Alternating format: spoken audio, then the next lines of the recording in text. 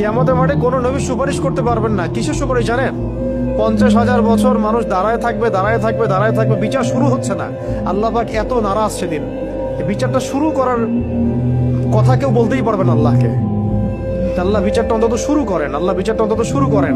দাঁড়ায় থাকতে থাকতে আমাদের অবস্থা খারাপ, প্রত্যেক মানুষেরই অবস্থা হয়ে যাবে।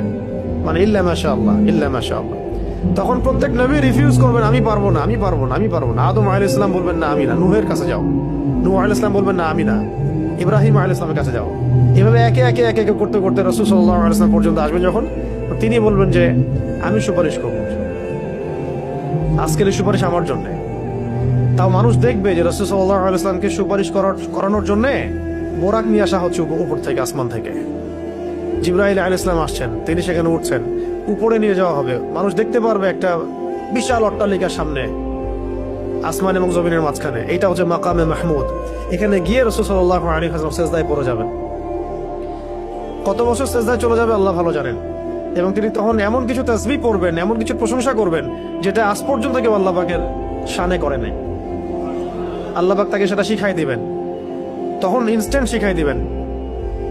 তারপরে তিনি বলবেন, ওঠো আমার হাবিব, তুমি চাও কি চাবা চাও, তোমার দোয়া কবুল করা হবে, তোমার সুপারিশ কবুল করা হবে। তিনি তখন বলবেন, আল্লাহ বিচারটা অন্তত আগে শুরু করেন, আগে বিচারটা অন্তত শুরু করেন। তো আমরা আসলে সত্যি কথা বলতে আমরা চিনতেই পারি নাই যে আমরা কার উম্মাহ। মহামানবকে, একজন মহামানবকে, যিনি আল্লাহ পাকের হাবিব, তাকে এত কষ্ট কেন সহ্য করতে হচ্ছে? কাদের জন্য? কাদের জন্য তার এত কষ্ট? এইটা যদি আমরা উপলব্ধি করতে পারতাম, তাহলে এই সাতেমদের এগেনস্টে যে আমরা আইনের কথা বলছি, বিদ্রোহ মানে মিছিল মিটিং স্লোগানের কথা বলছি না, এগুলোর প্রয়োজন হতো না। রাষ্ট্র নিজে এগুলা খুঁজে খুঁজে বের করে ডেকে দিত। যদি তারা বুঝতো যে নবী সাল্লাল্লাহু আলাইহি ওয়াসাল্লাম কে, তিনি কি করেছেন আমাদের জন্য, তার অবদান কি এই মানবতার মুক্তির দূত হিসেবে। এতটা নিমক হারাম মনে হয় উম্মাহ খুব কমই আছে আসলে বিশ্বের মধ্যে। আমরা যেটা করতেছি আর কি, আল্লাহ পাক মাফ করেন আমাদেরকে। কেন এত কষ্ট তাকে করতে হলো আমাদের জন্য? তিনি তো মাকামে মাহমুদে যাবেন, জান্নাতুল ফিরদাউসুল আ'লায় যাবেন। তিনি আল্লাহর হাবিব, তার আগেও কোনো গুনাহ নাই, পরেও কোনো গুনাহ নাই। কিয়ামতের মাঠে কোনো নবী সুপারিশ করতে পারবেন না, তিনি সুপারিশ করবেন। কিয়ামতের মাঠে কোনো নবী সুপারিশ করতে পারবেন না। কিসের সুপারিশ জানেন? 50,000 বছর মানুষ দাঁড়ায় থাকবে, দাঁড়ায় থাকবে, দাঁড়ায় থাকবে, বিচার শুরু হচ্ছে না।